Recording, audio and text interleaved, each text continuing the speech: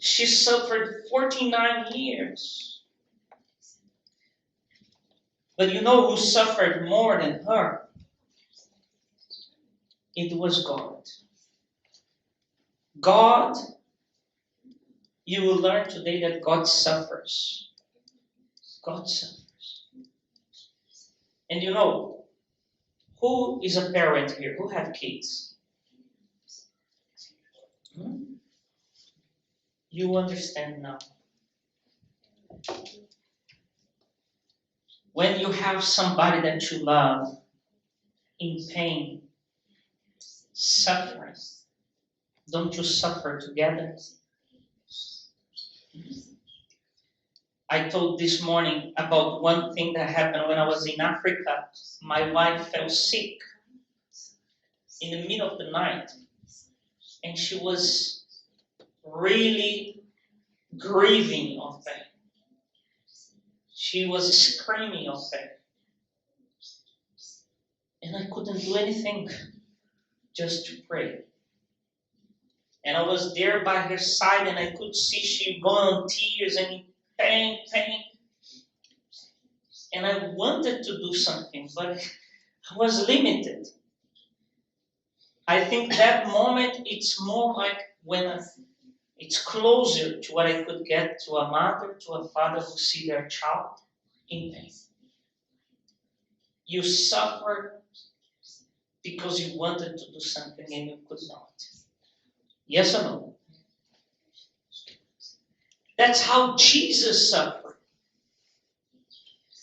But you know, his suffering is much, much harder than yours, mother, father.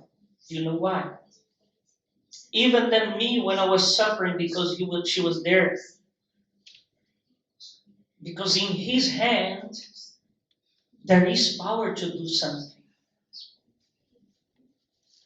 While a mother cannot take the pain from the child, Jesus can. So why doesn't he do that? Because you many times don't allow. Do you really think Jesus wanted them, the give testimony, to suffer as much as they suffered? But why? Then she took 49 years suffering. Because that's the time she took to come to him. And sometimes you were here in the church. And like when I call people for work, you had a problem, but you didn't want to come. You didn't allow Jesus to help you, and he's suffering because of that. Because he's a father who can take away your pain, who can remove the sickness, who can heal your heart, who can fix you up where no tablet, no drugs, no doctor will ever be able.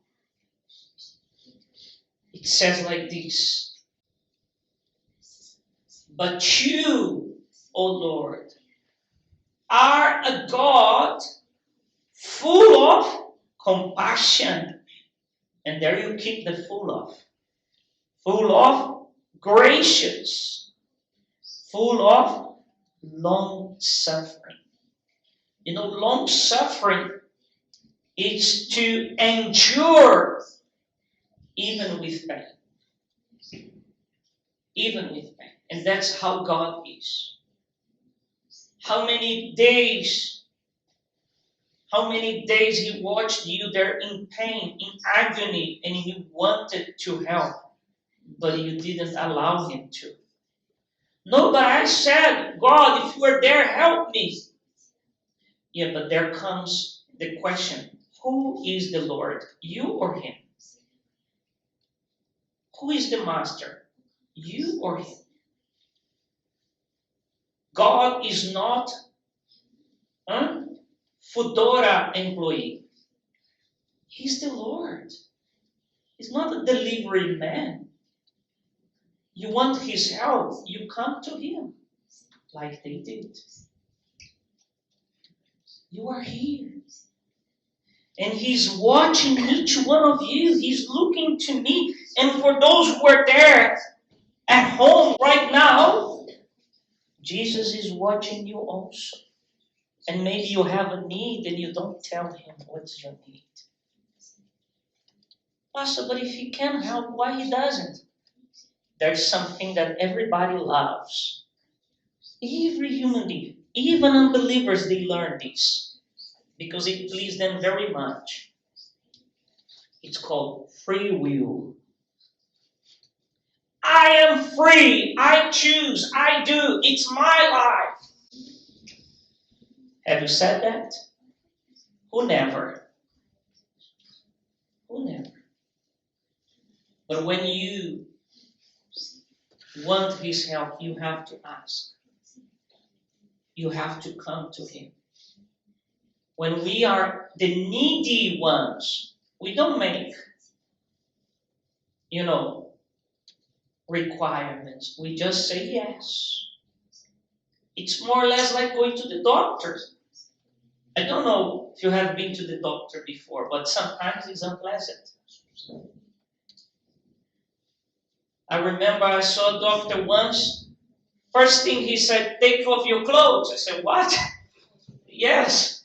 Do you want me to examine you or not? Okay. It's unpleasant, but he was the doctor, right? I went to do a surgery on my shoulder. And then comes the nurse, take all your clothes. I said, but it's the shoulder, just the shirt. Said, no, you're going to be operated. You're going to go. I said, okay. I didn't like it. But it helped me.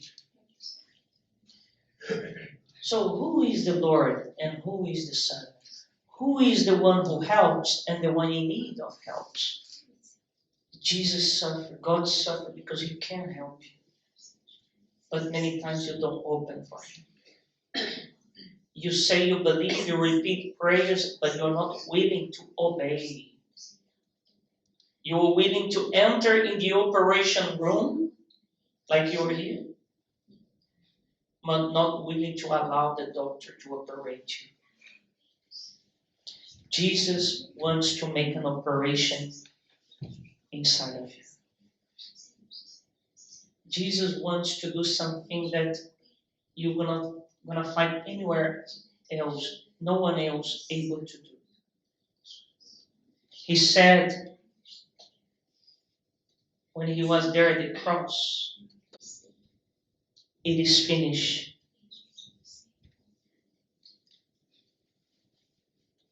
And should be the saying of Jesus, the end of your pain.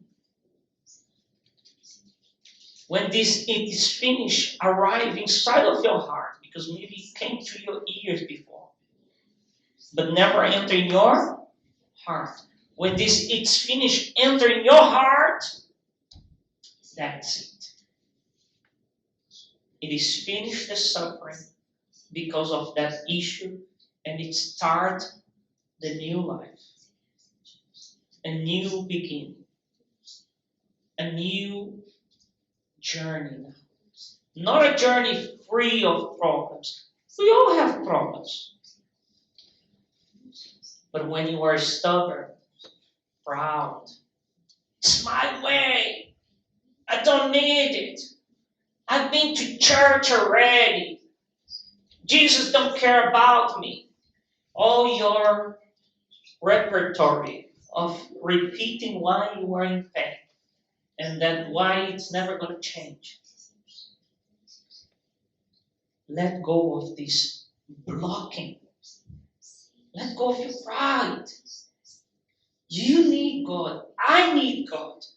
He doesn't need us. He wants us. Is much different. It's a huge difference. He wants you. You are here because He wants you. Because today is the day that He heard that prayer that you said. Are you really there? Why you don't do anything for me? I need your help. He's answering that cry of yours today. I am here. I want to help you. But you need to open your heart. Or else he's going to suffer like you, mother, father, suffer when you see your child screaming in pain and could do nothing. Because he's not going to invade your free will. The same way God doesn't take a person away of the suffering like Kika. God didn't take her 49 years. Leave this addiction, stop. God never did that to her. He also doesn't, force his blessing to you, his freedom into you. If there is one thing that is horrible, is to do things by force. I hate it. Do you like it? Nobody does. So don't blame God for not have helped you until now, because he will not force you to be helped.